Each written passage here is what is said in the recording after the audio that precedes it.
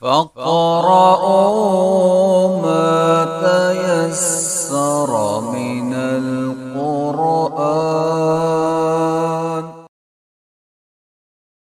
أعوذ بالله من الشيطان الرجيم.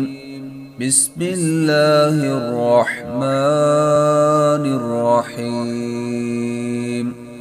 إن المنافقين يخادعون الله وهو خادعهم وإذا قاموا إلى الصلاة قاموا كسالى يراءون الناس ولا يذكرون الله إلا قليلا مذبذبين بين ذلك لا إله هؤلاء ولا إله هؤلاء ومن يضلل الله فلن تجد له سبيلا. يا أيها الذين آمنوا لا تتخذوا الكافرين أولياء من دون المؤمنين أتريدون أن تجعلوا لله عليكم سلطانا مبينا. إن المنافقين في الدرك الأسفل من النار ولن تجد لهم نصيرا إلا الذين تابوا وأصلحوا واعتصموا بالله وأخلصوا دينهم لله فأولئك مع المؤمنين وسوف يؤتي الله المؤمنين أجرا عظيما.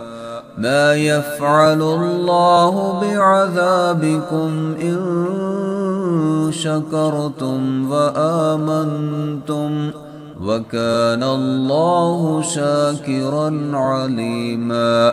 لا يحب الله الجهر بالسوء من القول إلا من ظلم وكان الله سميعا عليما.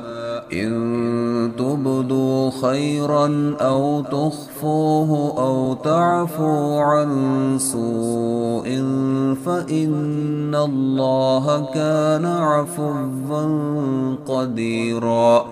إن الذين يكفرون بالله ورسله ويريدون أن يفرقوا بين الله ورسله